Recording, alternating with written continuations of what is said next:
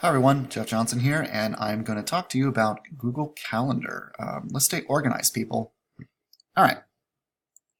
First off, let's talk a little bit about Apple. Some of you may be more used to this, especially for those of you who have iPhones, because I haven't worked much with the actual calendar in the computer, but like most of us, we only use our calendar really in our phones anyway. So a lot of my comparison might come down to just talking about that particular aspect. But let's go and talk about the Apple Calendar. Now, very first thing is sort of ease of use and as far as integration goes, and how we can use it with everything else that we do. Well, for one, since I don't own an iPhone anymore, I've ran across this one problem.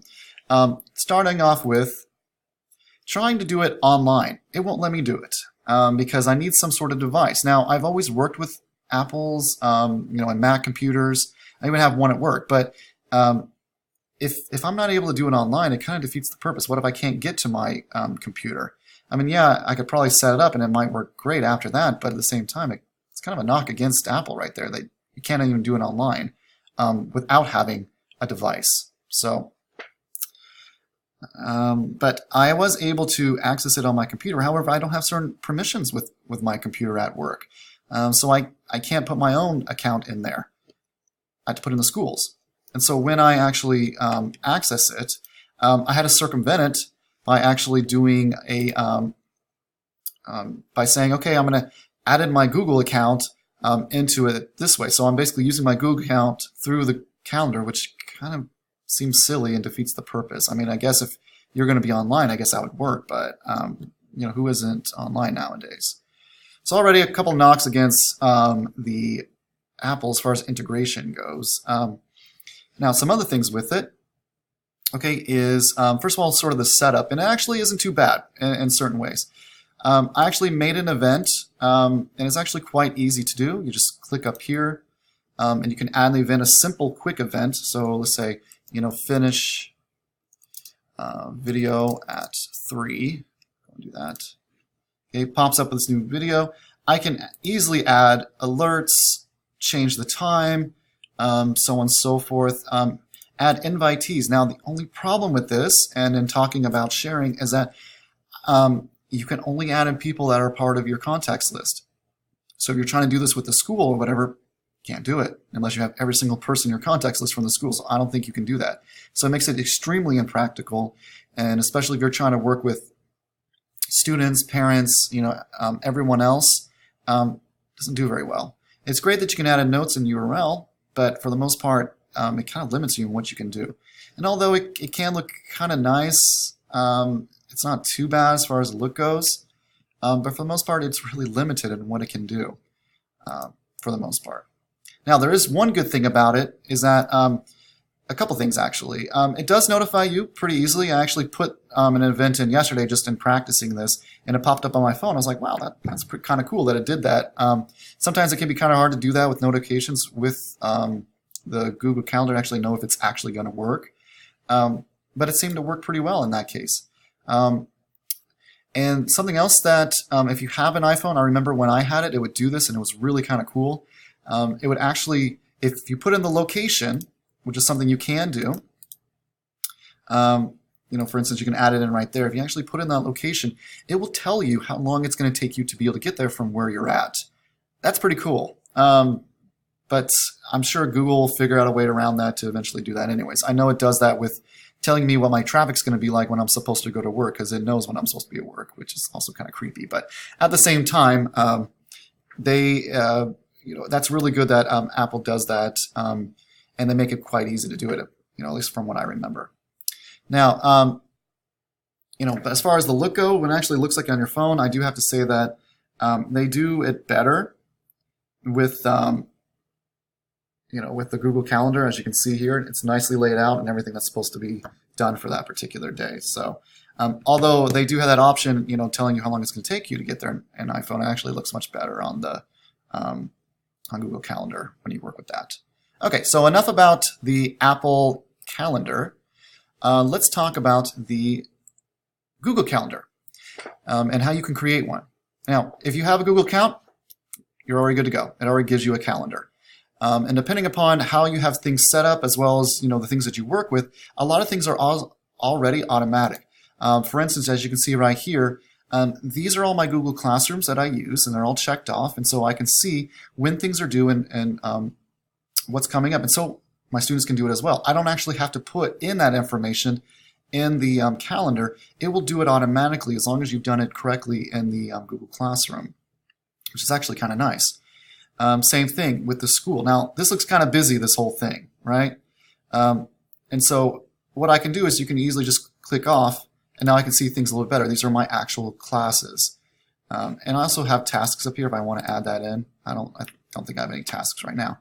But it will give me sort of that master list of everything that I need in order to take care of, and knowing if volleyball's coming up or if it's a late start or whatever. So as long as that's been shared with you, man, it makes things so easy. But as far as like just adding something, simply adding something, creating an event, just like anything else is, you can just go ahead and click it anywhere where it's supposed to be.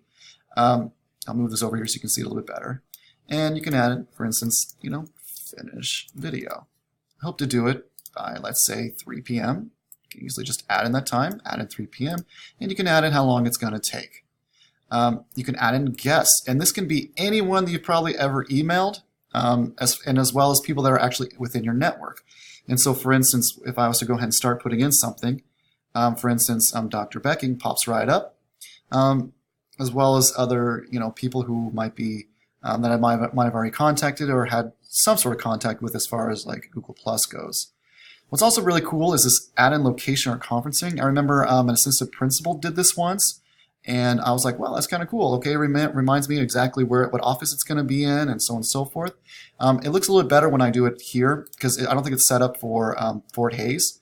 But you can see when I click it here, I can actually add in the rooms for the specific place where it's supposed to be. Now, for whatever reason, my school's not on this yet. Maybe they need to add it. But there is an option as part of it. You can also create reminders, which is another thing that I selected here. And the viewing and sharing of the calendar. Like I said, as long as you're adding in those guests, they can be able to do certain things. And you can give them options about what they can do.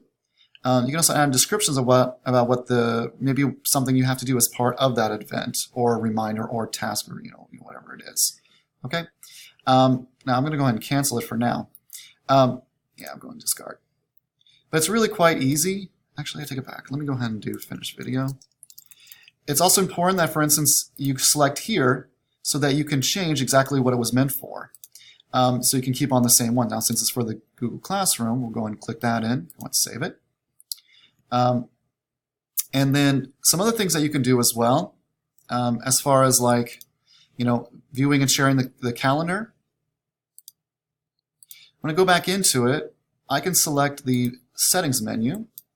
And in the settings menu, I can allow certain things to have happen.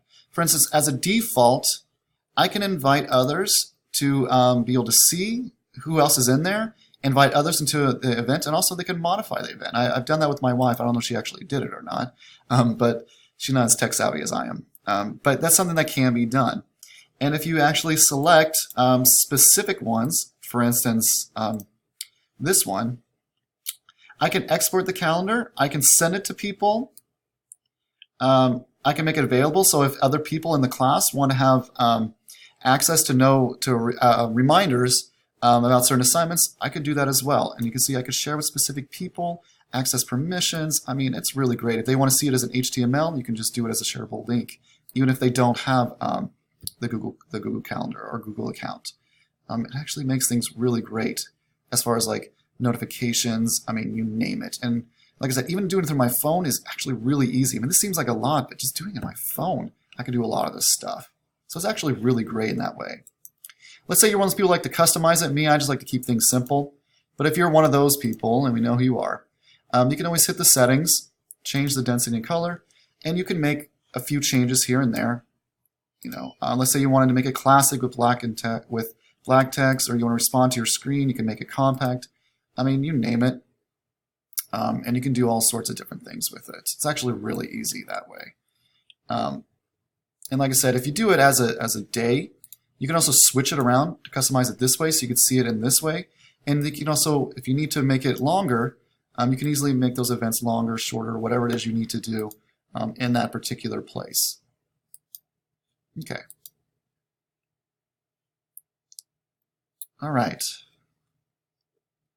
There we go. Looked like I was stalling there for a second. Okay. Accessing notes and tasks. That's one of the last things I'm going to show you how to do. And quite simply, when you are in the program, or when you're in here as well, let me go and switch this to month. Like I said, I prefer it that way. When you go to the settings, you want to hit settings right there. And you can, on the left, under general, okay, you want to go to general, okay, it's over here. Select event settings. And then click notifications. This is to manage them. And you just do it over here. You can tell you how to do it. If you want to do it on the computer, if you want to do it with your phone, I mean, you name it, so on and so forth, right? You can choose your calendar view, like I already showed you guys how to do it as far as that goes. But let's say you want to just easily talk about your notes and your tasks, which can all be found right here. I don't really keep notes for this particular account, but if I did, they'd be right here, just like I showed you guys when it came to doing your Gmail. It's all right there. Same thing with the tasks, and as long as you're creating these things in this particular account, everything you do will be for everywhere else. So if you do it in Gmail, it'll show up here. If you do it here, you'll show up in Gmail. I mean, you name it. It's all right there, ready to go. I mean, pretty much that's it as far as that goes. I mean, that's what makes it so great as far as like integration goes. For one, it is ease of use. We use it a lot with a lot of different things. I mean, I'm not saying that Apple isn't integrated. It's just that it really makes it restricted in what you can do. They have to have an Apple. Well, with this, you can have an Apple. You can have a PC. You name it. You can do all these things, and it'd be done online, and it makes life just simpler. And especially when you're working with Google Classroom, it automatically adds stuff from Google Classroom. If you're about ready to go take a trip somewhere, it'll pop up for you automatically as part of your calendar if you wanted to. And it actually makes it really nice that way. And it gives you a reminder as well. And plus, there's a lot, don't get me wrong, there's a lot more that can be needed with a lot of stuff. Like, it'd be nice if Google Calendar could tell us, oh, hey, this is where your appointment is. It is going to take you this long to get there. Well, that'd be nice. But that doesn't mean that they won't eventually have that in the future. And I also found that really just the use of it, I don't really use calendar that much. I found myself now having to use it a lot because things get really busy, especially with 2 kids and soccer and jiu-jitsu and haircut appointments and so on and so forth. So hopefully you've learned something today, and you can use this to better help organize yourself. All right. Take care, everybody.